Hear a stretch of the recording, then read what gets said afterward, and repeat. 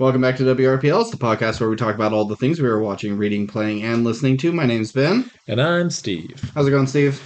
Doing well, Ben. How are you? I'm doing okay. We don't have much today because of, life. We weren't able to really kind of do the things we wanted to do, but whatever. This is going to be kind of a grab bag issue. We're going to just talk about any of the little things that maybe we've missed in the past couple of weeks, doing our brackets and yada, yada, yada. And we'll probably end this episode with a This Meets That. If you're unfamiliar with what that is, because they have kind of odd titles and they're not instantly recognizable, you may not be listening to any of those, but you should. That's our best stuff, because we are not very smart people, but we're pretty creative. I'd like to think so. Or at least we know how to regurgitate crap. We're great crap regurgitators. Yeah, we've seen enough things that we can kind of generate pretty standard stuff, but in a fun way. Yeah, get a nice little twist on things. And sometimes we come up with gold. Like, first time out, well, actually, first episode, second prompt, nailed it. Best thing that we've probably ever done in our lives. So go back to that. It's a very, early episode. Let's start with a roll with our brand new blue die. Maybe we'll do as good as we did last time. It was 17 and 18? Okay. Oh, no, 18 and 19. I thought it was 18 and 19. I got a 2. Okay. Well, here we go. And here comes number 3. I also have a 2. What the Okay. We're doomed. Podcast is over. All right. Thanks, everybody, for tuning in. If you want to get in contact with us, we are. Okay.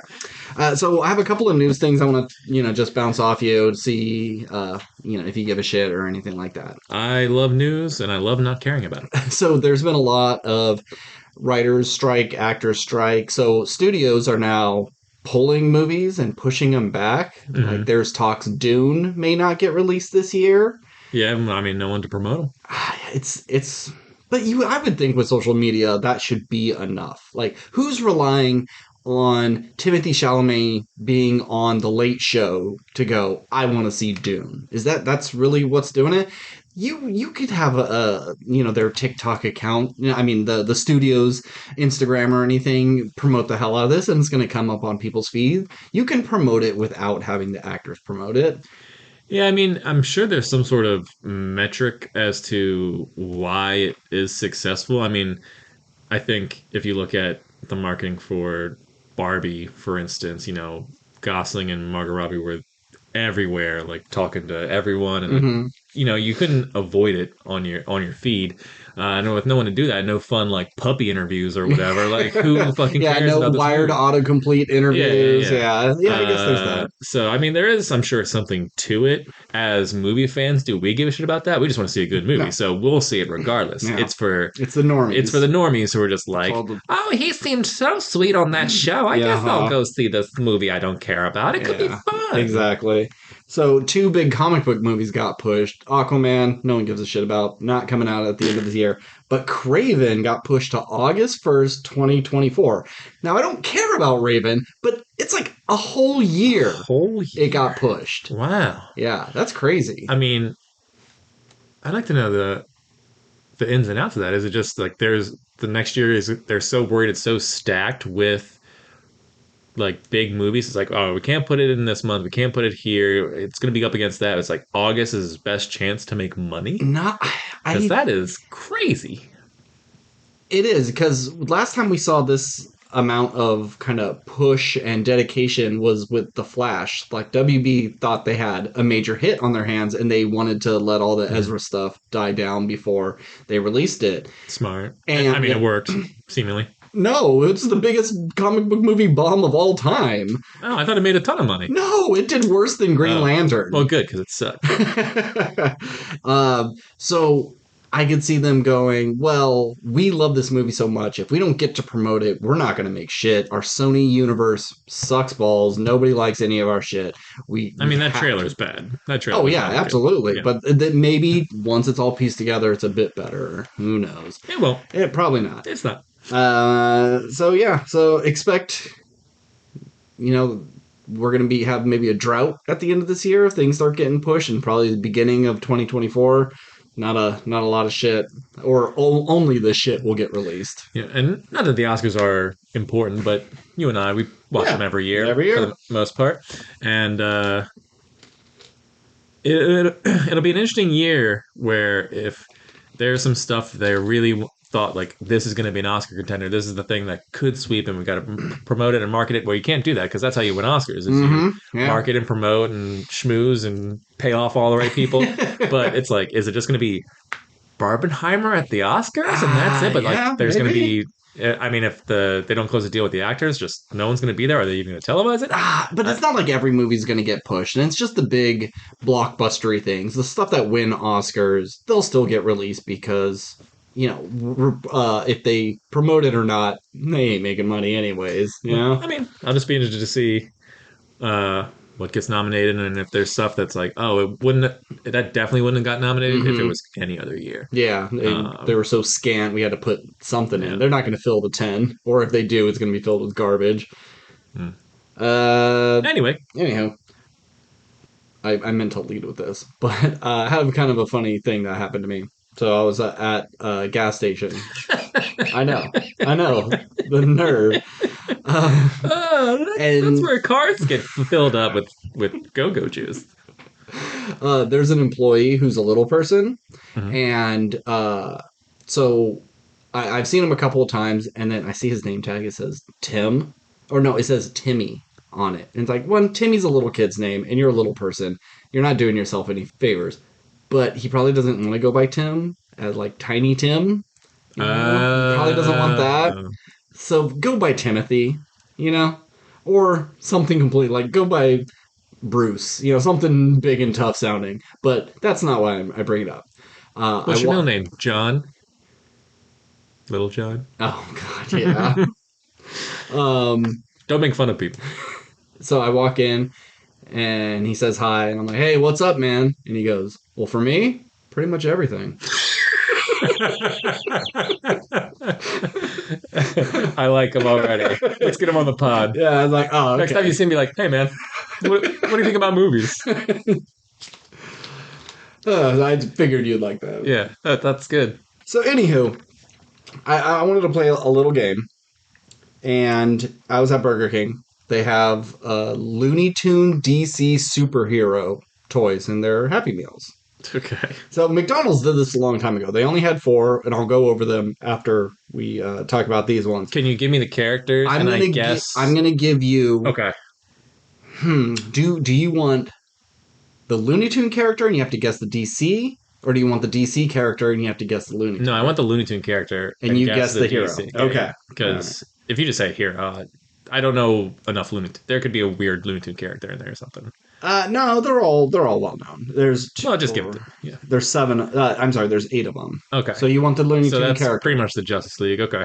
Okay. So and yeah, you can keep that in mind. Okay. You're in the proper realm. Some of them obvious. Other ones little weird choices. Okay. All right. So let's go. Bugs Bunny. Being the lead, I would think that he would be Superman. He's Superman. All right. Daffy Duck. Daffy Duck is. He's a sailor. I'd say Aquaman. No, but that's a good choice. You would think? Yeah. Okay. So There is no Aquaman. Okay. He's also an angry type, so maybe Batman. He's Batman. Okay. Yeah. This one's probably the easiest. Lola Bunny. I'm gonna guess Martian Manhunter. No, Wonder Woman. Exactly. Okay, so now we're gonna get. Oh no, one more easy one. The Roadrunner. Well, that'd be a Flash. Exactly. Yeah. Little harder. Porky Pig. I'm gonna say Green Lantern. Nope. Okay. Uh, are any of these sidekicks? Yes. It'd be weird if Porky Pig was Robin. Is it Robin? It's Robin. Wow. Yeah. Okay. And it kind of makes sense. Porky Pig and Daffy Duck do team up in things. They are kind of like Okay. friendly. Oh, you know when I was thinking Daffy Duck. I was thinking Donald Duck, and he was a sailor. I'm stupid. Yes, that's very true. Yeah, so you got Daffy that. Duck is But they're black. both- He should have been Batman. Yeah, But they're both waterfowl, so Yeah, saying that there's no fish Looney Tune as I far mixed as up I my know. cartoon ducks. Oh, it's fine. All right. Now the last three are kind of weird. Okay. The Tasmanian Devil. Well, give me the last three. Okay, Tasmanian Devil, Sylvester, and Tweety. Oh, jeez. I'm trying to think of DC characters. Are any of these sidekicks? One was, and they're It. not all heroes. Okay, okay. DC, Tasmanian Devil. I don't know. I need a hint. For Taz, I'm gonna say Joker because it's the no. only. Okay. I'm not saying Taz is the villain, Okay. but who they chose feels like a, well, shit. Who else can we do when thinking of people in the Justice League? And you're like, oh, this match, that match. Okay, we got these two left. Oh, okay, I guess we'll put them together. Is one of them Green Lantern? No, What the fuck? no Green Lantern, no Aquaman. Okay, no Green Lantern, no Aquaman. Huh. See, and the fact that you can't even like think of like who's the other big seventh member really attests to how kind of a weird choice this is.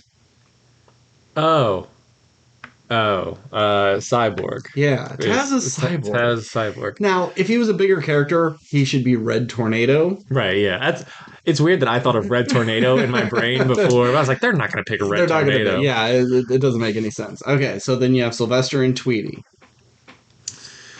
See, I thought it'd be funny if Sylvester was Green Lantern and like Tweety was like something that was coming out of his Oh, one of ring. his constructs. Yeah, okay. Okay. So one used to be a sidekick. Yep. Uh, and it's weird that they put these two together. No, this makes sense more Oh, than any of the okay. other ones. I'm gonna say Sylvester is Nightwing and Tweety is Batgirl. No, no. Remember, we still have a villain. That's right. Uh, what would it like totally give it away if I was just like, what superhero, like, is this more of a Superman thing, more of a Batman thing? Does Uh, yeah. It would give it away, I think. okay? So at least one of them's a villain. Tweety Bird is Lex Luthor. No, but being bald Yeah, yeah. makes sense. No. All right, I think our listeners would just be bored Okay, at this yeah. point. So, So Sylvester is Joker and Tweety is Harley Quinn. oh Jesus Yeah. Christ! Of course. Yeah. Okay. And at first I thought that was really weird. Then I remember like, oh yeah, Tweety is a girl. Tweety always felt like a boy to me, but yeah, Tweety's a girl. Yeah. So yeah, just I saw these toys and like those are really ugly, especially Porky Pig. I mean, if you want to take a look at them, this is them right there. But McDonald's did this back in the day, and Superman was Bugs Bunny, Batman was Daffy Duck, Taz was the Flash, and then they had Penelope Pig was Wonder Woman. It was like Porky Pig's girlfriend who didn't never really was in many cartoons, but because they had so few female characters, they needed to put Wonder Woman in, and I that's mean, the I gotta one. say the Tweety Harley Quinn one actually looks kind of good. Yeah, Uh, and the Daffy Duck Batman isn't bad. yeah, Everyone else is terrible. But yeah. That Porky Pig, I don't like. I'm glad they went with the animated series Harley Quinn versus I don't know if Yeah, I don't think any other they're going version. with the Arkham City tutu and cleavage. Yeah, I don't need Or Tweety. Suicide Squad version, Oh or sure, pretty much, yeah. I guess any other version would be Any other, inappropriate. yeah. It's just that one is Yeah. the most classic one, I guess. Okay, so yeah, I got a couple of things that I could talk about. I know you don't have a bunch. Yeah, I got two things. So, ooh, real quick, like I did watch the other two. Love the other two. It's a shame that it's gone. It was a perfectly fine ending, but I've it's been a while since I've had like my mouth agape at some of the things. Not because it's like super raunchy, but it's just so funny, and I don't expect certain jokes to be go certain ways. Hmm. And you were right.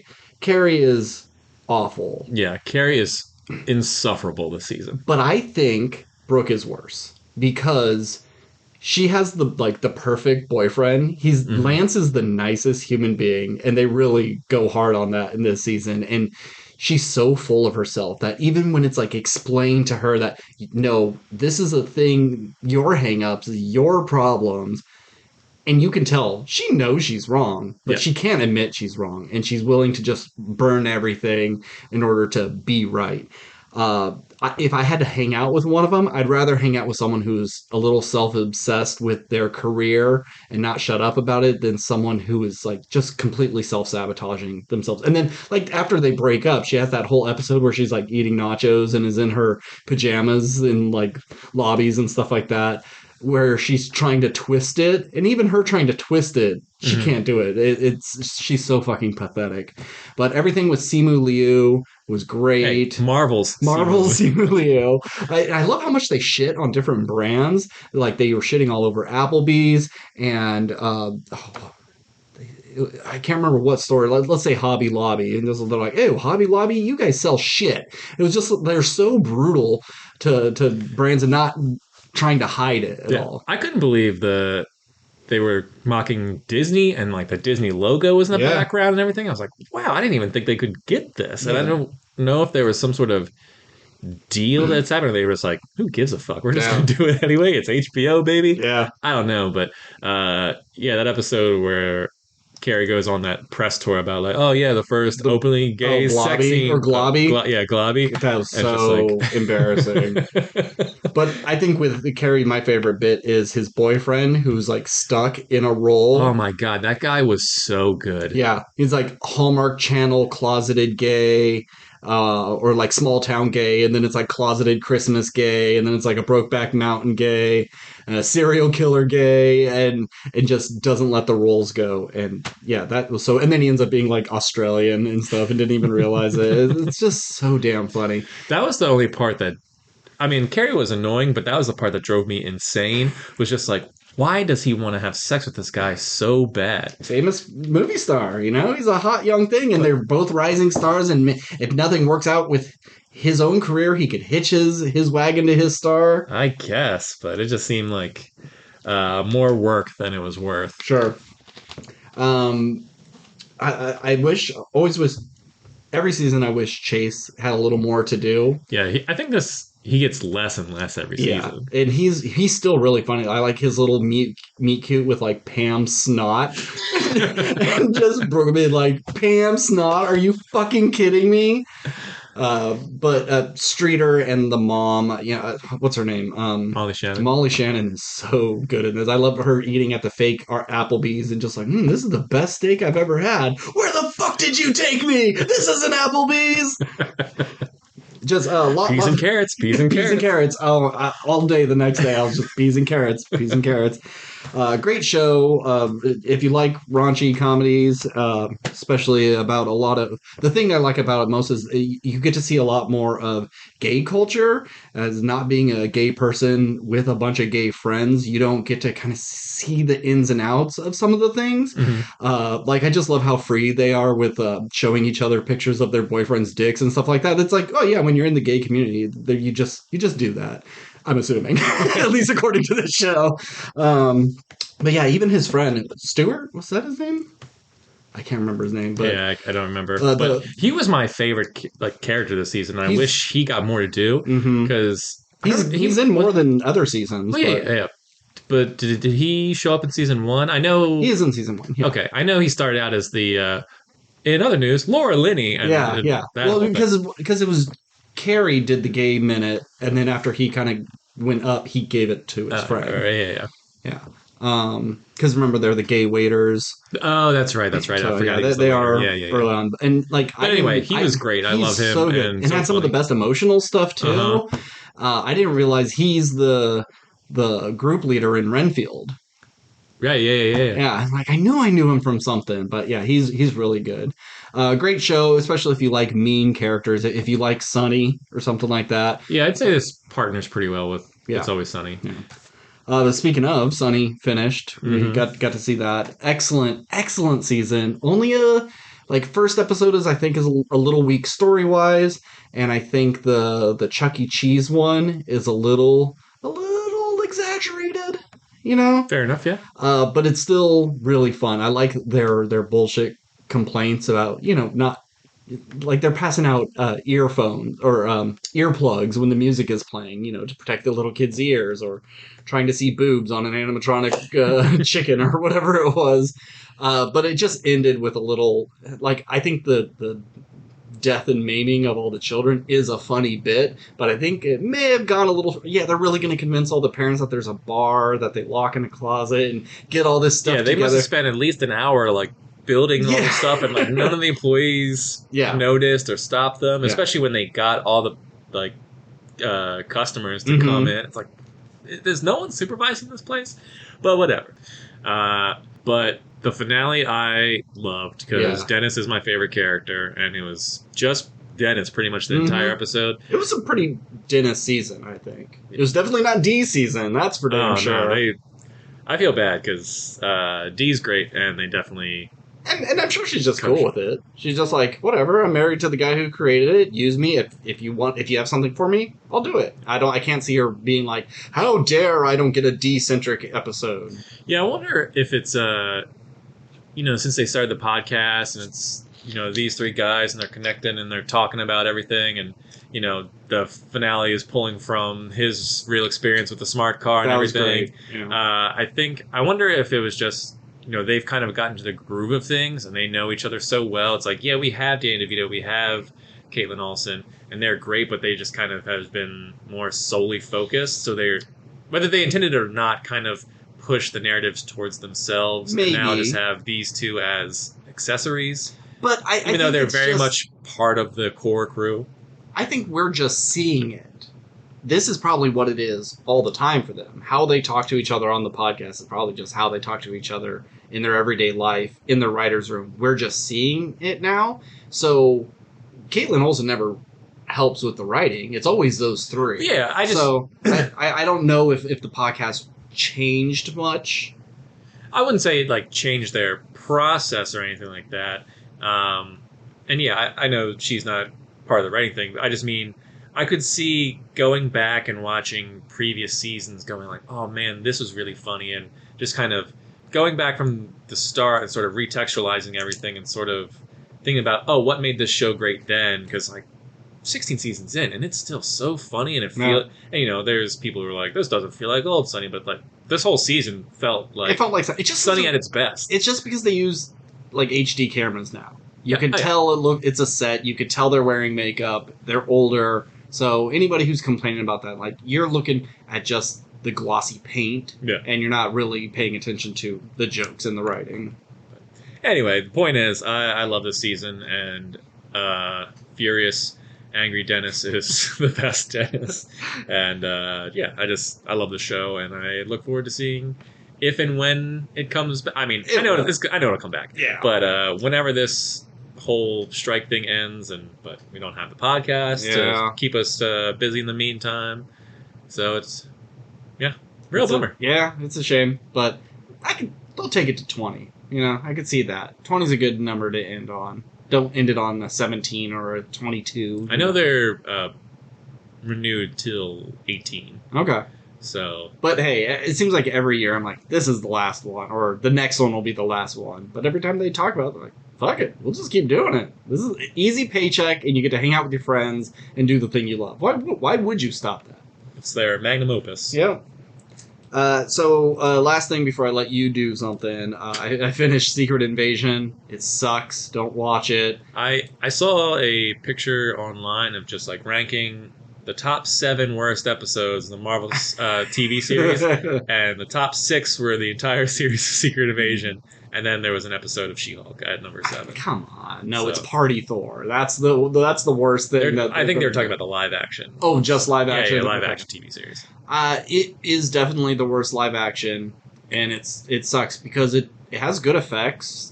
All the changing looks good. The de-aging looks good. Samuel Jackson looks like he's having a good time, but they don't know how to use this sort of espionage, shape-shifting alien invasion for a big spy thriller TV show. It feels just more like a filler until we get to the Marvels, but I don't think Marvels has anything to do with Skrulls. Like, Skrulls should have been the phase, not the Kang Dynasty. It should have been Secret Invasion was the phase, and it's a slow build throughout. This first 6 episodes felt like the first 3 of 12 episodes. Like, okay, now that we got here, let's start getting into the real story. I'm like, nope, that's the whole thing. We're done. Fury's back in his spaceship and went back into outer space. So Skrulls are over, I guess. Even though they leave it with a president going like, "Let's kill these motherfucking skulls everywhere," and it's like Fury goes, "Ugh, kind of fucked that up." Back to outer space. Bye. So it's pretty lame, and I do not recommend it. Yeah, I remember that trailer dropped, and I thought like, "Oh wow, this looks pretty cool." Mm-hmm. I'm just not gonna watch it because I've been burned too many times, and I'll wait till I hear something about it. And then all I've heard is just bad. Yeah. So yeah, just end Marvel movies. Get Zack Snyder to start the new MCU. Oh, yeah? You're just trading directors, and then we'll get something new and fresh, and give us the Snyder cut of Kang. I could just see them like, if they really want to fuck the bed, shit the bed, not fuck the bed. Well, they want to. That's one sexy looking bed. Well, they do want to shit the bed. Like, give Zack Snyder the X-Men franchise and say, "You got this. You're so good." Who watches the X-Men? Yeah, that's all I have to say about Secret Invasion. So pass. I'll cut this. What's like the big moments in it? Oh, Rhodey's a Skrull. He's the president's advisor, and he's trying to get the president to nuke where the Skrulls are invulnerable to radiation, so they've been hiding out in like Chernobyl and stuff like that. And the evil Skrulls are saying like, let's nuke all the people. Excuse me. And then it'll start a war with Russia. All the humans will nuke each other. Then the world will be ours because the radiation won't affect us. What a great plan. Let's have a bunch of ash and rubble to rule over. But also, like, they might not be immune to radiation, but they're not immune to nuclear explosions. Yes, but they are willing to sacrifice like a bunch of Skrulls in order to because there's a million Skrulls on Earth. Like, Fury was supposed to find him a planet. He couldn't. And he was like, well, let's try to make this home good for you. Their deal was, I'd find you a planet, you be my secret agents, and you will shapeshift and do whatever espionage thing I can do in order to, like, pretty much, like, lift S.H.I.E.L.D. up. Which is, like, that's cool. Pretty cool. Yeah. But that's not what the story's about. And then one guy is like, hey, you told us, he's one of the Kins, he's like, you said you'd find us a planet, and you never gave us a good reason why you haven't, so you're going to die, and all your people are going to die. And then his explanation is just like, yeah, I just really couldn't, It's like, it seems like a simple conversation could have really solved this whole problem. That's how most movies are. Yeah, it's really fucking lame. And I can't remember who said it, but when it's set on Earth, and you're expecting, because they even talk about like, well, you're going to call in the Avengers or whoever you can. Like, no, I got to do this one on my own. The part of Secret Invasion comic book that's cool is people were revealed to be Skrulls that have been Skrulls for years, like Elektra and Hank Pym and Spider-Woman. They were all secret Skrulls for many, many years.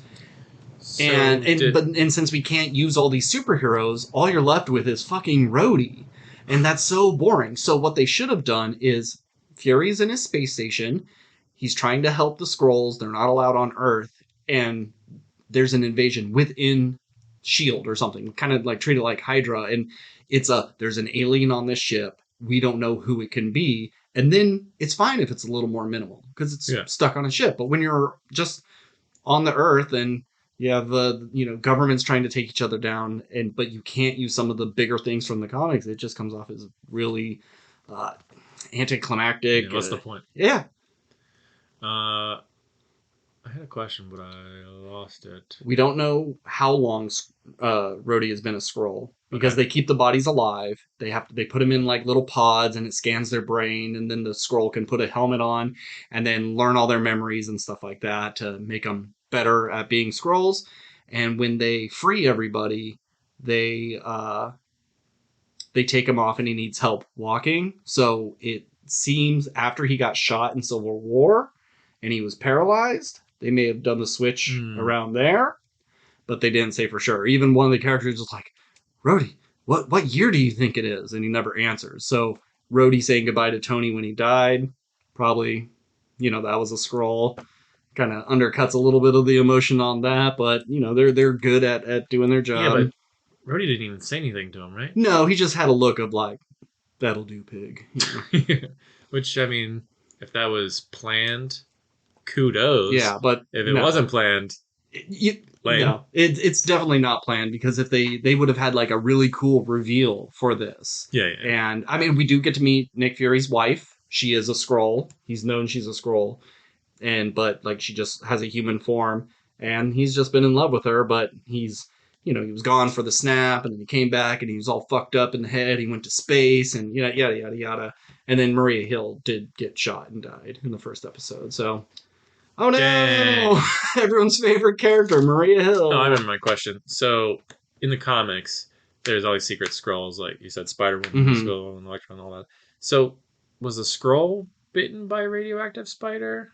No, it's just there are like at least so in the show, Gravik, the main bad guy, he's trying to get the Ark, the Harvest, something like that. It's all the DNA from all the superheroes they know of. So after the events of Endgame, he had his scroll people go in and collect DNA. Like everyone, even even Captain Marvel spilt a little blood, and so they want to take that and put it in this fusion thing, and so they could become super scrolls. And like in the beginning, he only has Groot and the big guy, Thanos' big general who gets Yeah, his yeah. arm cut off. Like he only has the DNA for that, so he can do like big strong things and branchy things. Hmm. And then at the end, him and another scroll, they both get super scrolls. So like she gets like Drax's arm, and then they're flying like Captain Marvel, and it's like, yeah, they're a little overpowered. So there are scrolls that can imitate superpowers as well Okay, in fair the enough. comics, at least. Yeah. Okay, moving on. Moving on. Yeah. What? Give me something, Steve. I need to take a drink. I've been talking so much. All right, so I have finally finished the Broken Earth trilogy. I read book three, The Stone Sky by N.K. Jemisin. I've talked previously about the other books. The first one I enjoyed, told from three different perspectives. There's a it was an interesting world to jump into. Hmm. And then book two I thought was kind of boring and just kind of felt like this is just building up to the third book. Uh, What was that third book called again? the third book is called The Stone Sky. The Stones. Yeah. Book That's two. not how stones work. Book two was called The Obelisk Gate, and it just seemed like set up for the third book. And you have your main character just essentially being underground Hmm. for most of the book in this like new community, and I just didn't care about these characters they were introducing. You do get a point of view character of her daughter, which those chapters were interesting because she gets teamed up with sort of a villain-esque character from the first book. And then book three, I read more quickly than book two because I had my son during book two, and so there was like long breaks as I was reading it. But I read this one a bit faster, and I it just seemed like they were kind of walking for long periods of time and Hmm. just cutting back and forth between the mom character and the daughter character. And they were just like, well, we got to do this thing. And they just kept talking about doing this thing, but not really doing anything. And then you get to the end, and like the finale of you would think that it would take a couple chapters to like we get to this place, and then we have this battle, and we run into this character, and we have a series of monologues with them, and yada yada. But we got to this place, and then the last 30 pages was the finale. It happened so fast. Wow. Yeah. So there was all this build up, and then it was just here's the end. And then at the very end of the book, a character gets into this new situation, and it just feels like, is that what that character wanted to do? Like, Hmm. what is this? I didn't get what the story was trying to really grasp or say. I mean, it has various themes of, you know, climate change and racism, and there's interesting ideas here, but I just didn't care about any of them. Mm. I very much care about racism and climate change in our world, but like this world and these characters, Hmm. just your main character was just unpleasant from book one Mm. to the end of book three. Like, just there isn't much humor in it. It's not really, in my opinion, a very fun read. And then the magic and I forgot, in book three you have this flashback sequence. It's kind of like the origin of these sort of magical esque beings, but the way they talk and the way our future is Hmm. described is, I couldn't follow any. I was skipping pages because like I don't care about that. Like you're Wow. throwing in this flashback sequence, and I have no context because this future takes place, I don't know, 10,000 years in our future, 20,000 Hmm. years, and then the where our current story is the main plot. That's like 40,000 years in the Mm. future. Okay. So we're so far ahead that we've kind of went back and became a little bit more primitive, and I didn't care about any of it. I couldn't Wow. follow it. It's a real bummer because I heard so much good stuff about this trilogy, but I'm glad it's over and I get to start something new. So Yeah. Well. I'm jumping back into Narnia, so it's not as good Okay. So where are you on as some. in I'm on Narnia? book 6 of 7, Okay. and I'm only 50 pages in, and honestly, book 6 is my favorite so far. Which one's this one? The Silver Chair. Oh yeah, Silverchair's my favorite. Oh, Yeah. awesome. Yeah, so I'll probably finish that by, if not next week, the following week, because I'm Yeah, cruising through I would think you're done by next week. They are it. children's books and they're not very long. I got a life to live. Life. All right. I know you've been on the edge of your seat, knowing how all this stuff shakes out. So I'm going to talk about Walking Dead presents Dead City. All right, you got. I'll give you 2 minutes Yeah, I on was it. gonna say, give Okay. me 2 minutes tops. So this is actually a pretty fun show. I really liked it. I like how like Maggie is so awful in this season because she made her amends, but then is coming after him, and then makes amends again, and then at the very end they're about to get away, and she tries to kill him again. Like, Jesus Christ, Maggie, you've tried to hire Negan to help save your son. Why do you keep going after him? Well, hell, turns out that's not the case at all. They did kidnap her son, but they said, you're going to go hire Negan because we need him. Because the people who are running the show, it's actually, you remember in Ozark, Yep. the hillbilly woman who killed her own husband, and then, Yeah. yeah. So it's her. She's the big bad. You don't meet her until the very last episode. And it was only 6 episodes this season. Real short. But she's like, I've heard all the stories about Negan and how of a leader he was, and he's not just rule with an iron fist. He's charismatic, and people like him and they trust him. And we don't have anybody here, so we want you to lead our people. And so now he's kind of thinking like, oh shit, I could get back into the game. I don't want to be the killer murder man, but I was pretty good at doing the killer murder man stuff. Better up. And so, yeah, so Maggie got her kid back, but he's being a total dick and like, I don't like you or where we lived. I'd rather stay with the crazy murder people than be with you. He's a little bit of a turd. Uh, there's a rat king in it. They have to go through the sewers because that's where like all the government was Somebody just watched The Last of Us and they were like, "Fuck, we're fuck doing yeah. They were throwing all the zombies in the sewer to Uh-huh. try to handle them, and so it's like methane crazy, and you got to wear a gas mask under there, and there's So it's The Last of so they're Us." all, but it's not spores to mutate you. It's methane from a decomposing body. Eye roll. But yeah, it's a great zombie makeup as always. Negan's always fun. I got a little sick of him in the final seasons of Walking Dead because the whole time it's just like, I made my amends, and everyone's just going like, fuck you, eat shit, and just rot in that cell, which they absolutely should. He's a bad dude, but he did, redeem himself. But it's still fun. I like, if you were to ever get back into any Walking Dead, you just needed to watch some of it, of any of the spin-offs, this is the one I would say you'd have the most fun with. Pass. Question though. Yeah. I didn't watch The Walking Dead after season like 3, or maybe I just got partway through 4. Didn't you get through the prison? I got through the prison So that's 3 and 4. because I think was gonna say, did I watch up until Ezekiel showed up? But I think I just watched an episode with Ezekiel at Yeah, your house. yeah, So whatever. The point is, so did Maggie have Glenn's kid? yeah. He's an Was Asian kid. was that a well, that wasn't my question. I would assume if it's Glenn's kid, Yeah. but was she like? Did she have the kid on the Walking Dead original show? She was pregnant when Glenn got his head bashed in, and she was like sick because of it, and she was on like death's door.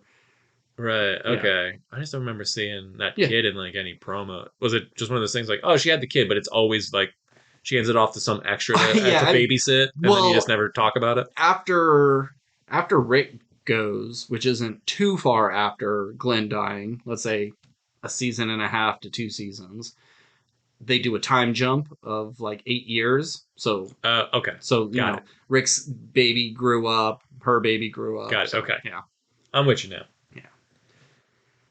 Okay, I have one TV show. I'm not going to talk about Talk to Me in case you want to see it. I do want to see I it. think since you're not a horror fan, this is going to be something you would like. Like, did you like the Black Phone? Did you see the Black Phone? I did not see the Black Phone. Okay, I just I thought about it, but then don't think I think I remember you saying I didn't like not. Black Phone. Yeah, Yeah, yeah, yeah. I didn't care for it. It's some people's faves, Yeah. but I think as a non-horror fan, this is something you would probably like. Yeah.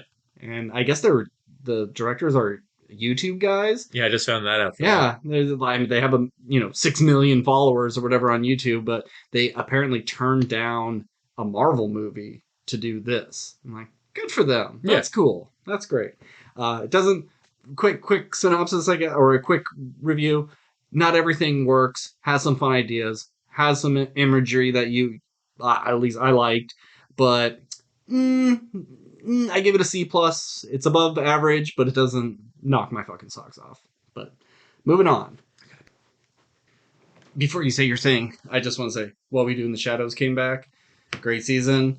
The energy vampires have their own energy vampire council, and they pick some really great people. So I don't know her name, but she does the voice of Moon on The Great North. I know that's not a reference point for you, but she's I know who it is. you know who I'm talking Yeah. about. And then they got Hannibal Buress, and then did Nice. you ever watch Baskets with No. Zach Yeah, Galifianakis? yeah, yeah, yeah. But there's the woman. I think her name's Martha, and she has a really monotone voice, and she has glasses, and she's the kind of. If you saw her, you may know. So they just got these really kind of droll sounding people, and there's a scene where what's her face from SNL comes back as the one with the teeth. We did this before. She's like a redhead and she has really big teeth. Uh, God, and you were like, I don't know who you're talking about. And then I looked her up and you're like, oh yeah, her. She has the big fucking smile with the big ass teeth. If you Googled SNL person with the big teeth, she should come up. I'm gonna try it. All right. But they're like being tortured by them, and the scene just goes on and on and on. And normally you think, oh, this is where we cut, and it goes on for even longer. So you really feel the torture of being tortured by energy vampires. It's so good. It's very, very funny. Vanessa Bayer, right? Yeah, Yeah. yeah. And it worked. Did it work? It's like when you do eyebrow kid. I typed in SNL redhead big teeth and then immediately the picture came Yes. up. So Vanessa Bayer, yeah. Anywho, I just if you're not watching What We Do in the Shadows, watch it. Right. You got one last thing? Yeah, my last thing is I watched Entergalactic on Netflix. What the fuck is that? Yeah, it is a animated film very much in the style of Spider-Man Across the Universe or Into the Spider-Verse. Yeah, Across the Universe was a musical about the Beatles, about the Beatles or with Beatle music. Into the Spider-Verse. It's that style, but it is starring Kid Cudi and Jessica Williams, and it's just kind of a romantic drama romantic comedy, I guess. I Where know what this is.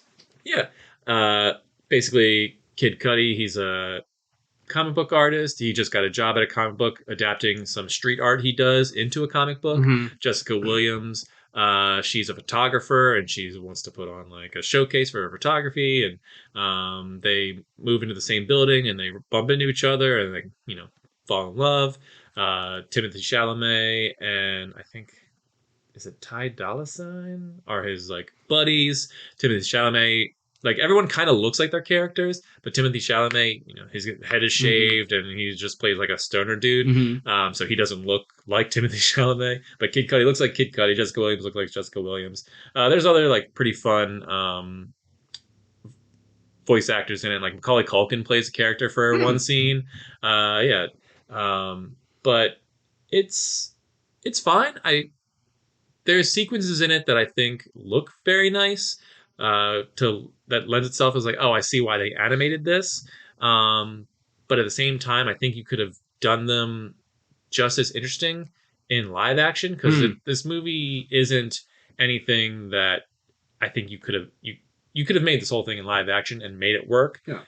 Just you use animation because of things you can't actually film. Yeah. And now that, like I said, there is sequences that, like he's riding his bicycle and it's like they're riding his bicycle through space. Okay.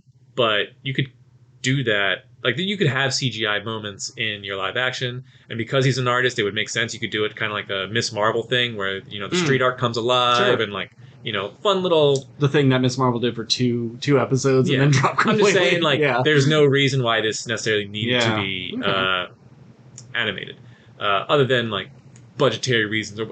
I'm sure there's plenty of reasons. I'm just saying you could have done it. That just was their vision. Always saw it as an animated thing.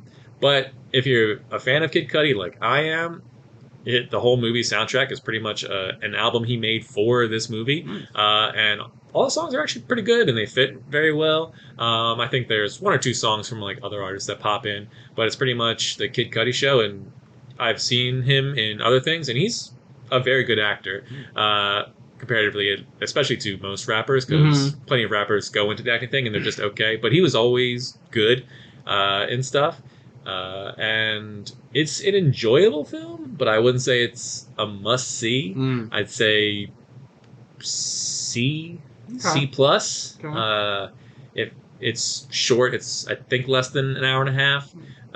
So if you just want to kill some time and you're a fan of Kid Cudi and his music, and you just like nice looking animation, check it out. You won't be bummed, but you won't be blown away because you've seen it better in Spider-Verse and probably Turtles when it comes out. Do they play the Beastie Boys song Intergalactic? I don't believe so. Wow. But just to be clear, this is very much an adult movie. There is cursing, there is drug use, there is a sex scene. There's no blatant nudity or anything like that, but this is an animated movie for adults, made by adults. Okay. So another one of your booby grabbing animes. Before I talk about the thing I want to talk about, just gotta say, Invincible had a special 55-minute Adam Eve. That's her name, right? Adam Eve, yeah. Adam Eve, yeah. Her origin story, it's fantastic. If you like Invincible, you'll love this.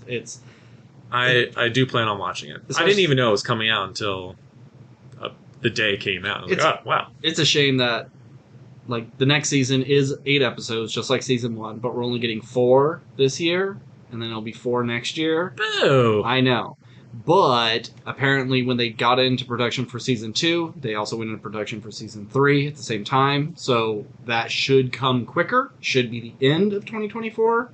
But they'll probably break that one up as well. So, yeah.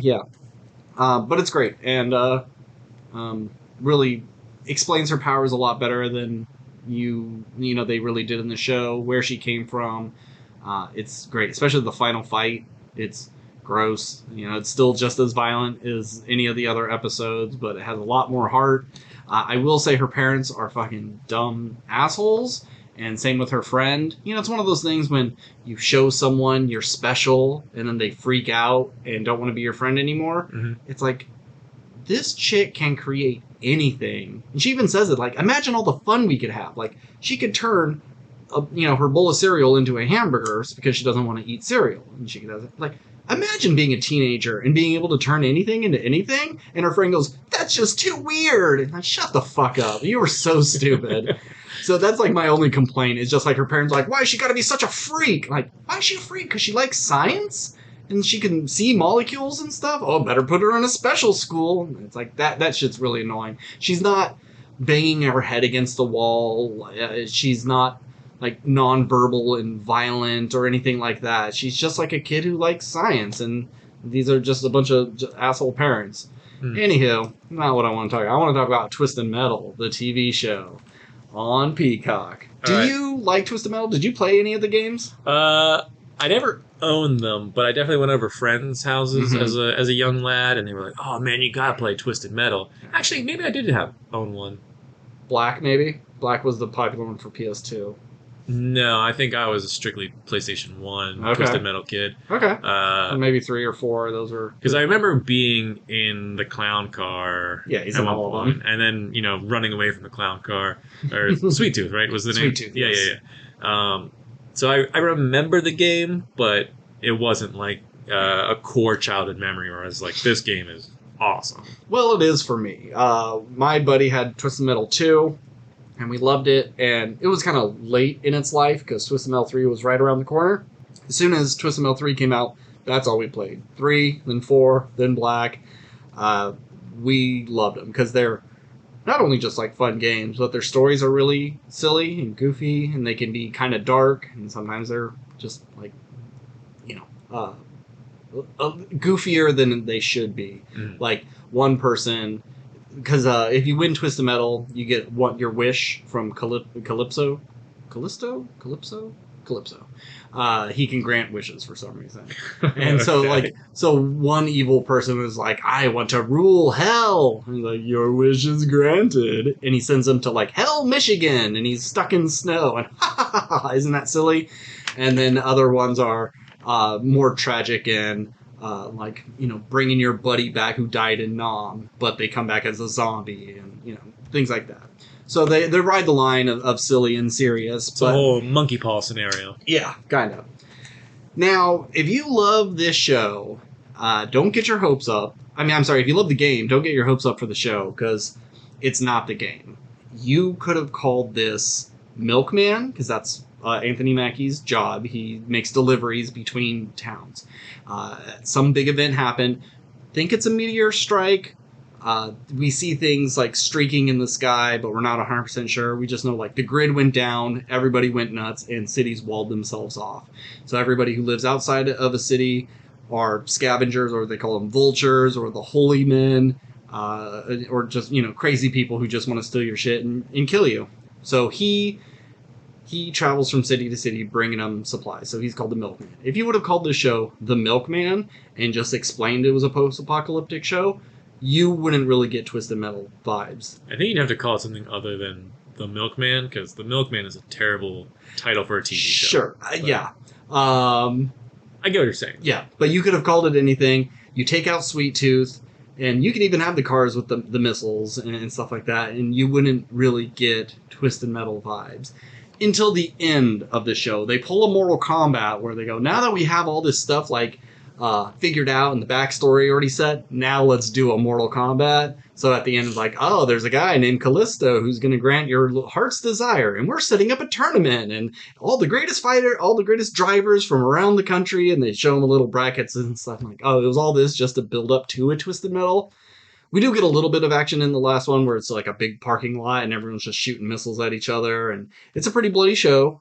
People definitely get their heads chopped off and there's splatter everywhere, especially all the stuff with Sweet Tooth. I wasn't thrilled that it's like voiced by Will Arnett, and like that's Oh, a weird choice. But when he has that deep gravelly Batman yeah, voice, sure. and then he's going even deeper, and he has some menace to it.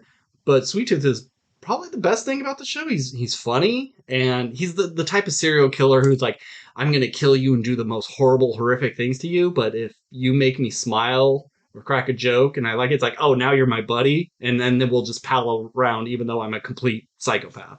Oh, So he has some really good bits, and I know you didn't watch The Birthday Boys, but there's a guy, one of the boys. He's big, has a big beard. He's a jolly guy. Kind of looks like John Candy. He's been in a million things. He kind of becomes like Sweet Tooth's friend, and I really liked all of that. Our leads, Anthony Mackie and Stephanie Beatrice, are good enough. Like, You could have pretty much replaced it them with could have been anybody. anyone. Okay. And you have to go into the show knowing it's a comedy. This isn't a horror show. This isn't realistic. It's a comedy. We've been on the road, not safe behind walls for 20 years, and I've just been fixing my car and blah, blah, blah. But they'll like still come across windshield wipers that are still in their package. I'm like, okay, even if that still did exist, it'd probably be rotted out, right? You're still finding dog food, and you stopped at this fast food place and the menu sign still is on. There's no power. There's no power. You told us the power grid went out. And then, so there wouldn't be a generator for this random thing, and you're still finding frozen hamburger patties in their freezer. Like, you gotta let that stuff go. Mm. This isn't Last of Us. It's not a gritty telling of a true apocalypse. But with our leads, you probably could have switched anybody out. They have okay chemistry, and it's very much the bickering. I help you, you help me, but we're not friends. But then it comes into he's washing his bloody shirt and she sees all the muscles on his back and goes like, oh, well, that's making me think thoughts and will they, won't they sort of.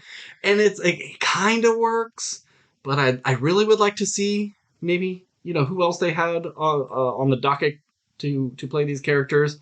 But all in all, I kind of had a good time. It's fun. Every episode stands alone on its own while still telling a complete story. There's enough cameos of the cars, maybe not of all the characters. Like there's one, Mr. Grimm. You see him, but I don't think they ever say his name. There's a lot of characters in the game. Was Mr. Grimm like a hearse car? Or? Sometimes, yeah. Okay. But you do see a purple I really hearse. don't remember the game other than Sweet Tooth's car. Because like in every game, it could be, oh, here's the cop car. Right. And here's this character in it. But in the next game, you still have the cop car, same special attacks, but it's a different character driving it.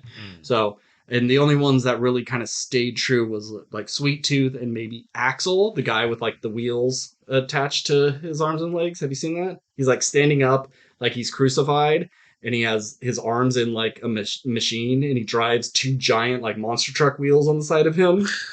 He's not in the show. Okay. I think Anthony Mackie will end up in that mechanism by the end of 2, or maybe, or like 2 going into 3, or as a Do you think it's going to get 3 seasons? If it does. If it does. But yeah, it's a good time. There are some, not every joke lands. There are some like really groaning ones, and there are others that are really damn funny. I don't rate shows normally, but I'd give it a B minus. Yeah, don't sign up for Peacock for it. Right. But if someone will give you their password and you have Peacock, this is definitely probably one of them that you should watch. But if for some reason you watched this before Silo, I'm not doing the podcast with you anymore, Steve. I can promise you I will not go out of my way to get Peacock in any form. Okay. Where I currently have Apple, so I'll say the chances of that happening is very slim. Yeah. So that's pretty much all we have for our catching up shit. So we are going to do maybe only like 2. We'll do a This Meets That. For those who do not know what this is and you've stuck around this long, Steve picks a movie. I pick a movie. We both say it at the same time, and we try to mash them up.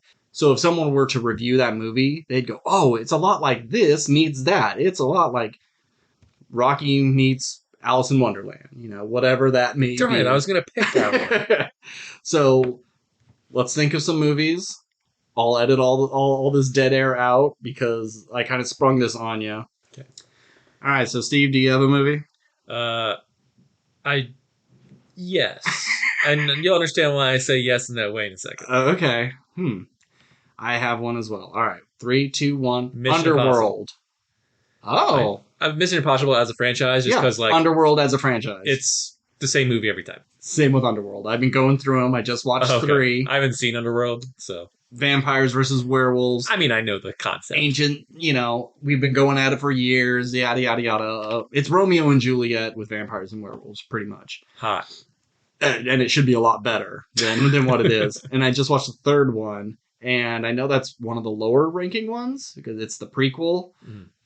I don't know. So far, it's my favorite. I Is I that enjoyed it. the one? It's like Underworld, Rise of the Lycans or Rise of something. the Lycans. Yep. Look at you. Werewolves are cool, man. But see, this is kind of fun. This is kind of maybe what Tom Cruise wanted his Mummy franchise Right, to right, right. be. So you have vampires and werewolves, and you know Their never-ending their war. never-ending war, and how they've betrayed and worked together, and yada yada. And then you have spy, government operatives, or not government, but Yeah. Try. So independent yeah, contractors. I guess the easy answer here in terms of what would this movie be Mm-hmm. is uh, vampires and werewolves are very real threat to humanity, and so the government has sanctioned a secret group off the books Mm-hmm. run by super spy Nathan Munt. Terrible name. True.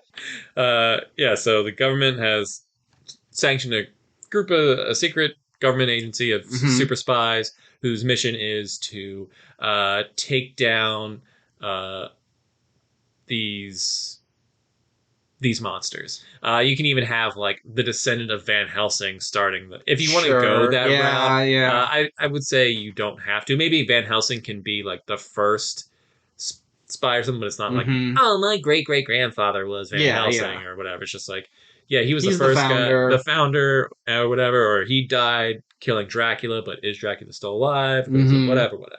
Um, Now, are they vampires and werewolves in the sense like they're going into sewers and hunting down these nest of these vermin, or are they? We got to figure out the high political leaders who are secret No, vampires. I think it's the high political, especially if Yeah. you're going the Mission Impossible route. I Yeah. think That's true. that vampires they're the one percenters a lot of Mm-hmm. because they're not only blood sucking the people, but people of their blood, but also of their lifeblood, which Mm-hmm. is finances. Like Yep. we Old money. You yeah know. Uh. we live forever as long as we don't Mhm. get staked or decapitated, however, whatever Yeah. lore you want to create for Mm-hmm. vampires. And they've built up, and they live in their ivory towers. It's like where the sun can't hit them because it's all like Mm-hmm. Mm-hmm. special glass and Yep. everything or And now I'm whatever. picturing Tom Cruise on the side of the building, Yep, blowing out windows to kill yep, vampires. yep, yep, yep. Yeah. And then maybe, because, oh, and okay, here's how you, spitballing.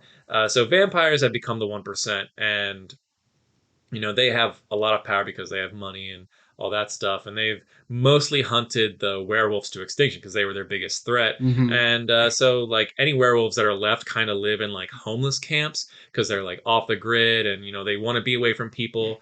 So they just have like small, tight knit communities of Mm-hmm. where it's like no one's going to mess with the homeless population really because it's just like, because Well, I mean, unless you're the cops. sure, but it's like they're kind of just they're an eyesore, but you're just used to them being there, but they're not Mm-hmm. hurting Yeah. anything, kind of thing. You know what I Sure. mean? And they can kind of like sneak around or whatever, and they come out at night and hunt, and that's why they also like look all scraggly and dirty because they Mm-hmm. just like they live outside. Yeah.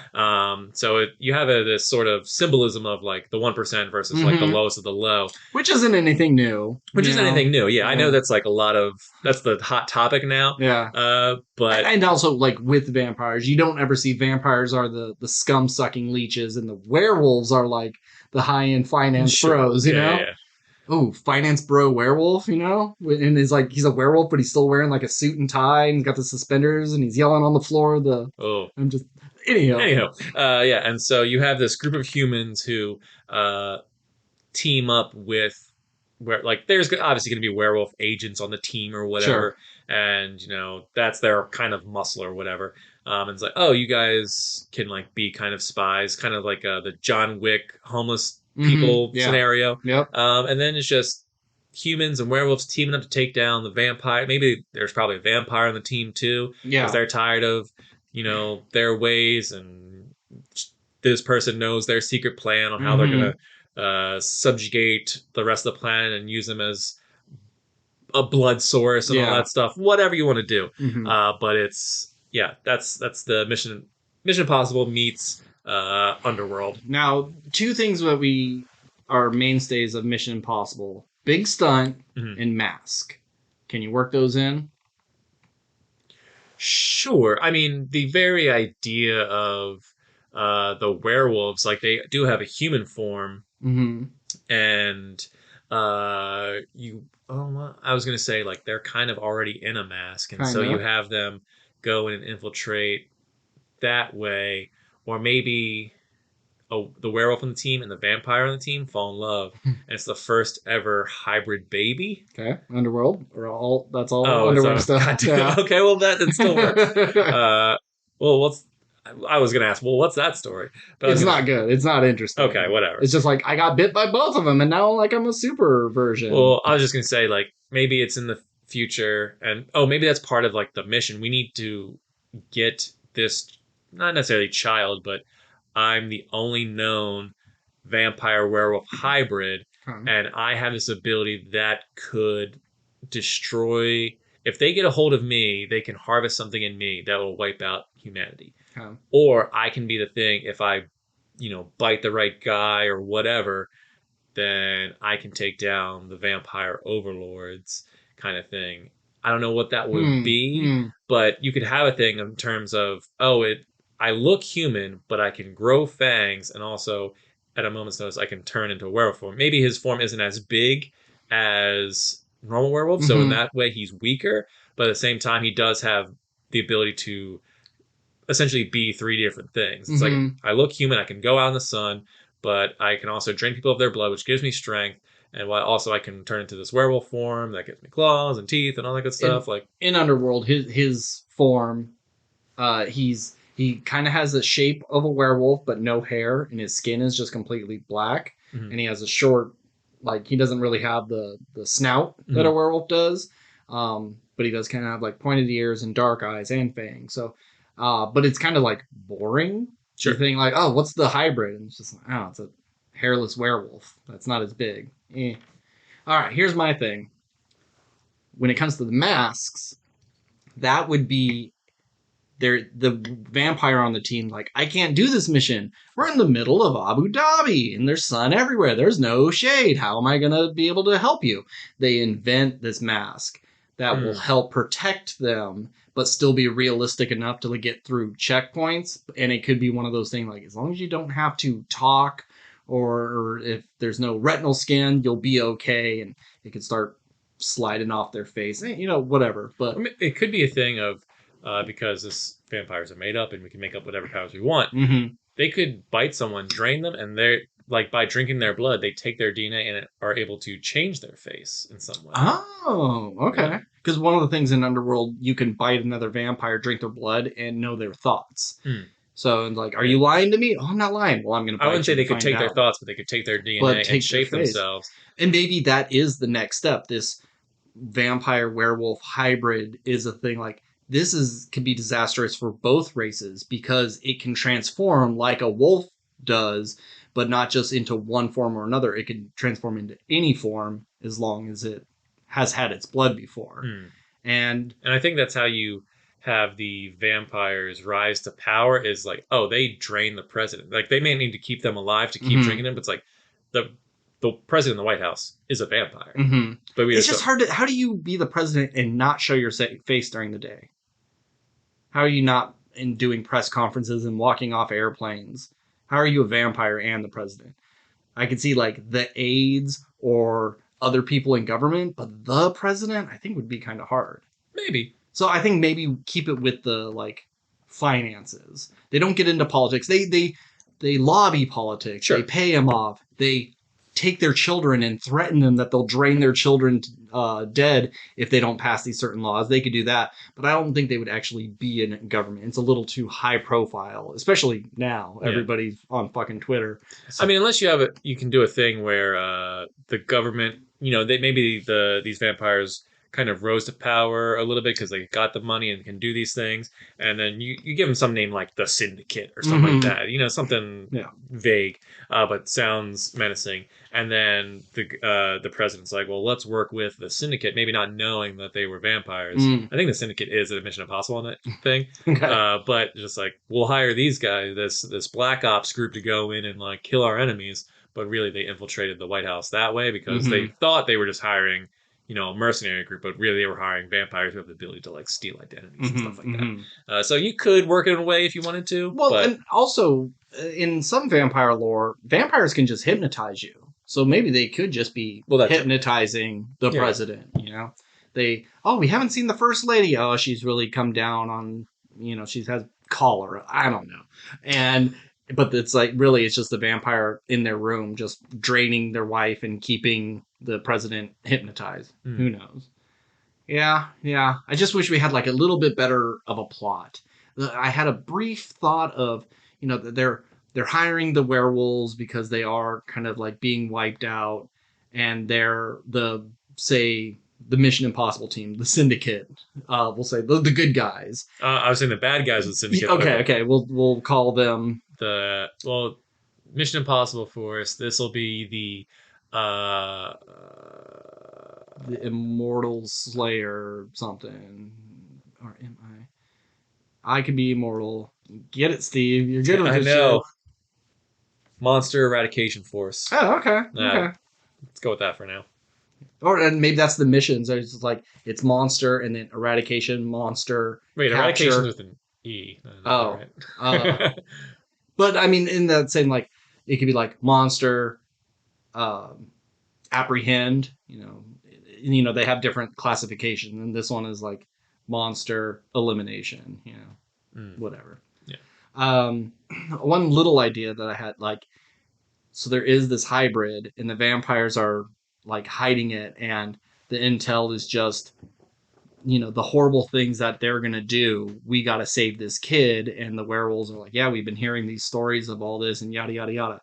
They save the kid, but then it turns out that this hybrid is the worst thing for vampires. They've been keeping it under lock and key. Like they can't kill it because it's too strong, but it is just like a vampire killing machine. Mm, And if it gets out and it infects other people, it's just going to eradicate all vampires. And the werewolves are counting on that. And like, we're going to finally get them back. We're going to okay. release this thing Okay.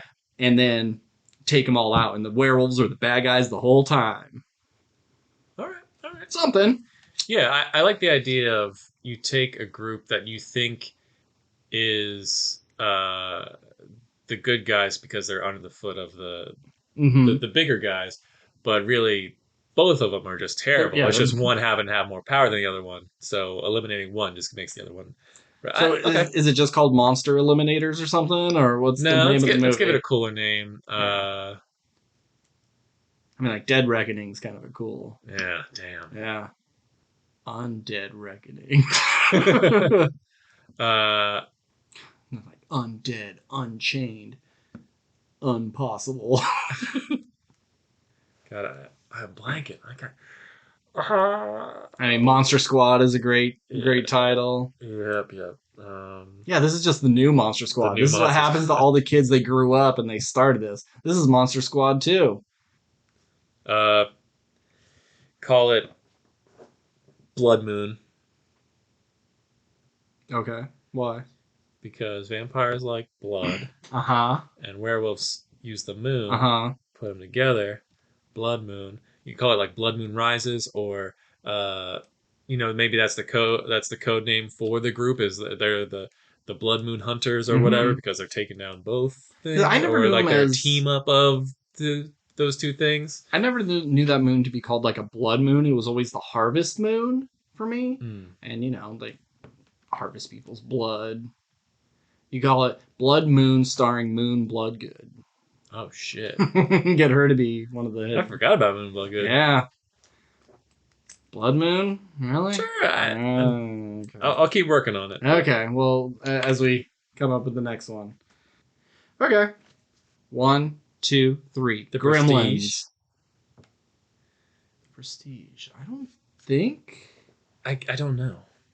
we've done other Nolan. We did Interstellar. I think we did Inception. I don't think we did Prestige. I mean, we definitely need to do Prestige meets Gremlins. So Okay. Prestige meets Gremlins. All right. I don't know about this one. Magicians learning how to do the ultimate tricks, and little monsters that have special rules. Otherwise, they turn into little terrors. I mean, we just did a monster related Okay. thing. Sorry. No, I mean it's okay. It's just But once you add, but it's a cute because you don't have to do like the gross gremlin part. You can do the mogwai part. sure. Oh, the pulling a rabbit out of the hat. He pulls out this little creature that maybe has magic abilities, and it Hmm. allows him to do magic tricks with him because it is a teleporting, turning invisible, telekinesis sort of thing. The rabbit in the hat is the magician.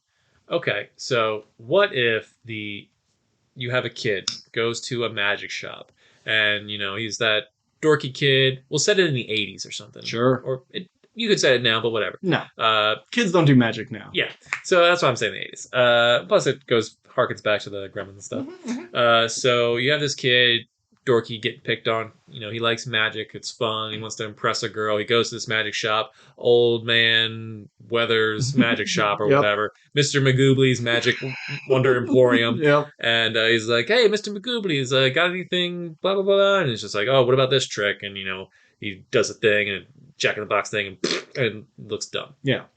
Whatever. He's like, "Nah, man, I want some real magic." He's like, "Oh, well, there is real magic out there, kid. You just gotta look for it." And Mm-hmm. he's like, "What's that thing back there?" He's like, "Oh, my magic hat. You can't have my magic hat. That's my most prized possession." And he's like, Mm-hmm. "Okay, Mr. Magooby, see you later." And the girl's like, "Oh man, I really wanted to see some magic." And he's just like, Because girls are thirsty for magic. They follow you to the magic shop like, I need that new trick, boy. or no, maybe the girl's not there, but the guy's just like, "I gotta impress Mm-hmm. Rachel or Yeah, I whatever." mean, when he shows up to school and he's like, so, Gary, where's that trick you promised me? And like, oh, Mr. Tricks are for Magoo. kids. Mr. Magoobley wouldn't sell me one. Like, oh, I was looking forward to And then he's it. just like, all right, well, tonight I'm going to break into Mr. Magoobley's shop and get that hat and figure out the great magic trick. And then he goes, he grabs the hat, and then he starts pulling stuff out. And it's like, well, it's like never ending. This thing really is magic. That's Mm-hmm. so cool. But what he doesn't realize is that he's like reaching into other dimensions and pulling Mm-hmm. stuff out. And that's It's when just like the hand of God coming out of the sky. yeah. And so, at one point he pulls out the Furby Gremlin thing, Mm-hmm. but like the Mogwai. The Mogwai. Sorry. Yeah. We'll call it a Magoobly. We'll call it a Magooly, yeah. That's how he got his Yeah. name. And so, And Mr. Magoobley's actually 17 Magooblies in a man suit. Yeah. is stuff like the cricket guy from Men in Black. Yes. Yeah, yeah. Yeah. In an Edgar suit. In an Edgar suit, yeah. And so it's like, oh, this cute little thing, but when he pulled that out, they have mortal enemies in their dimension, and those are the scary looking gremlins. And maybe his bully gets the hat or whatever and pulls something out, and it's just like, I'm here. And then this monster thing comes out, and then maybe it possesses that boy, and so it's after that little Magoobly for whatever Mm-hmm. reason. And so now that you have these two you have this monster chasing the kid and the Magoobly, because the Magoobly does have magical powers that Mm-hmm. can grant this kid, I don't know, wishes or abilities to do things, and he kind of becomes like a superhero, and he has to put on some big magic show at the end to defeat the monster. But the Magoobly is like I don't know, unconscious or something, or they spilled water on it, and when it has water, it can't use magic. Yeah. And so, in order to defeat the monster, the kid has to make magic of his own, and Yeah. does. Maybe the whole movie's like, "Oh, I can't do this rope trick" or Uh-huh. whatever, but then he's able to do it, or he like traps the monster in the wooden box. Like, now I get to saw you in half, and then somehow, even though like the monster isn't playing along with the trick, Yeah. he's able to separate, and the monster can't. And then and they are able to push the two separate pieces into two separate dimensions, and they save the day because the monster can reattach itself in two Yeah. different dimensions, Uh-huh. and they, live happily ever after. And the Magoobly goes back into the hat, and then Mr. Magoobly shows up, is like, "So I see you found my hat, kid," after the town has been like destroyed Mm-hmm. and everything, and the school's burning down. Just like, "Yeah, sorry, Mr. Magooblies," and then it's like, "Don't worry, kid." And then Mr. Magooblies waves his hand, and then like everything's kind of back to normal. He's just like, "I hope you learned your lesson, kid." Mhm. Haha, you were magic the whole time. Of course I was, Yeah. kid. Yeah. Remember, always practice safe magic. And then the girl gives him a kiss on the cheek, and then he's like, "I think I'm done with magic." And No. then Like, oh no, what should he pick up? Like, I'm done with magic. I think I'll get into, and like, he could turn to the camera and say something real stupid, like mining, or ventriloquism. That's the next level. yeah, yeah. I think I'm done with magic. And then he looks over into his shop and there's a dummy and he's just like, Yeah. And then ends on Lincoln Park or something. Yes, this movie is directed by Michael Bay.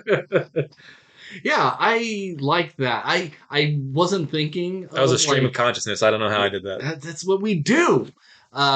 You having the bad version of the Magooblies makes sense. That is a thing for Gremlins.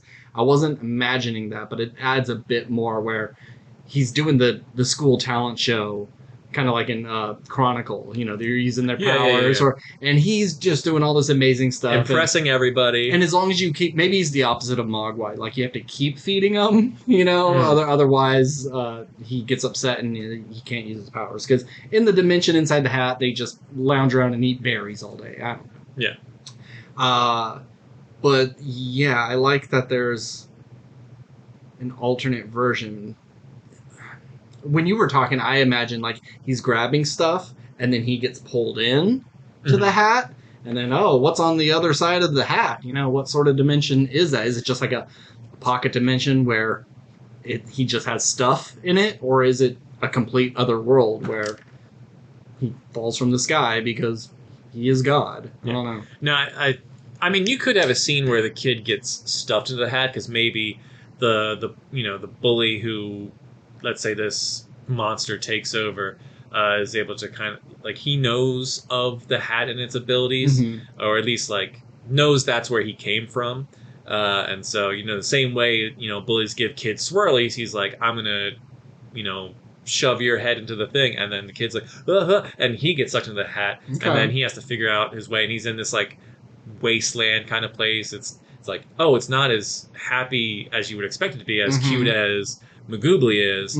It's actually this scary wasteland and full of monsters, and Magooblies are like maybe being hunted to extinction, and there's so few of them because they've been drained of their magical abilities. They give these monsters, I don't know, power or whatever. If they don't keep eating, they shrivel up into like a husk or something, and then the evil one breaks out of that shell. So he like is going through this wasteland, dodging these other monsters, and it's like, if this main one that's the villain of the movie gets a hold of something or does whatever, says the right spell, or gets a hold of my Magoobly, then he'll be able to stretch out the hat, and then these creatures will be able to pour into our world, and then chaos ensues or something.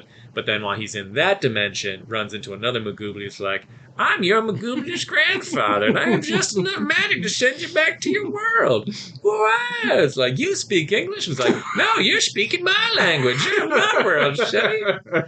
Yeah, and then cut to him. I'm also an old prospector. Peaches.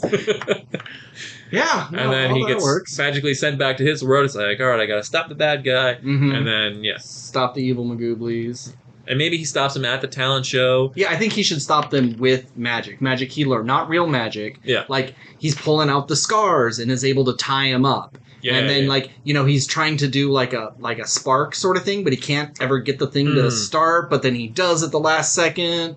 He sends a bunch of birds flying out of his sleeves and to distract the big bad guy. Yeah, that's some fun stuff you can do. Yeah. He does the ring trick, but he like kind of becomes like handcuffs to the thing. He goes, he takes his deck. It's like, is this your card? And the creature's like, and then he like pulls the card down and punches him in the face. Yeah, some real slapstick stuff. Yeah, and maybe like when you said the cutting in half, maybe that is like the power of the evil Magooblies is they can't die because they constantly just like turn into putty and form back together. But when he cuts them in half and separates them in two different dimensions, they can't ever come back together. So now the world, the Magoobly world is safe now that the evil presence, because let's just say it's just one, like one big one, and he's the one that's trashing their world. And like if we go with the Magooblies got to keep eating and they just eat berries all the time, well, this thing is just destroying the world, and they're worried about, oh, well, if we don't keep eating, we're going to turn into something worse. And so you separate the monster and save the world. This is fun. I like this movie. Yeah, so this is a fun 80s kids dumb. It's a Mac and Me, know, it's an ET, it's something silly. Okay. What do we call it? Mark's Magical Magoobly Misadventures. Mmm. You just call Yeah, it you call it Magoobly. and then you just have the poster is just the Magoobly like Yeah, there just with stuff in his stuff in his face. face, Yeah. just like a bucket of popcorn, just like come see Mhm. this movie Yeah, because the Magoobly on the poster is excited to see it. It's also 3D, of of course, course. red and Yeah. blue. Uh huh. No, So, and like Magoo, you got the Magic Magoob, like something. I just said a nonsense I word. know, but it works. Like maybe the final draft won't be Magoobly, but I like that there's the MAG kind of sound that you could call them something magic sounding. But Mm. I do like Magoobly. Uh, I think you just call it uh, Madge Hat. Madge Hat, Madge huh? Hat. Yep, Wow, because it's a kids are magic. gonna line up for Madge Hat. Oh God. Let me fucking load. You. What if? What if Mr. Magooly comes out and it's like, oh, I need to come up with a name for you. It's like, oh, I know, I'll call you uh Kadabra or whatever, Mm-hmm. and then you just call the movie like Abracadabra because it's both a play on magic words and he's a magical creature and And his that name's Abraham, but he goes by Abra. okay. So he's Abra and Cadabra. Abra, comma, yeah, Abra and Kadabra. Abra and Cadabra. There you go. That's the movie right there. Cool. Boom. Oh, I think I've seen this. Those pussy come around. Good Abra shit. and Kadabra. Shit. I like it. We usually go like dark movies. They Sure. always end up in some sort of gritty crime thing or Mm-hmm. some scary sci-fi thing or some war movie, but it's fun to do it. I mean, it still went dark a little bit because we A went a little little bit. Dark Crystal Sure. in the middle there, but it's just a fun 80s kids Yeah. action adventure film. Mm-hmm. That was fun. I like that one. Yeah. So that's what we do whenever you see on your feed for TMT and then a fucking weird name of it. That stands for this meets that, and then the best name we could come up with for one of our movies. We usually do 3 of them. Sometimes we do director versus director, but not all the time. Um, so if you like that, there's like 12, 15 other ones like that. And there's some excellent ones. Really, really good, fun ideas. So that I think that's all we have. Yeah, So we're gonna just wrap it up there. Keep it nice and tight. We're under an hour and 40, sweet. so that's good. It's good for me. Editing those 2 episodes back to back really kind of sucked last week, but they were fun. All right, so if you want to get in contact with us, we are at WRPLpodcast at gmail.com. We're on Instagram, Twitter, or I guess it's called X now. It's not Twitter anymore. Yeah, and TikTok. None of our pages are very good. Like the Instagram one is okay. It's like pictures of what we talked about. The TikTok one is okay because I get to use filters to make like weird AI generated things based off those pictures. And then the Twitter or X is just, hey, there's a new episode out. Please listen. So yeah, hit us up on any one of those. As always, I'm Ben. And I'm Steve. Good night. Oh, I mean, keep consuming.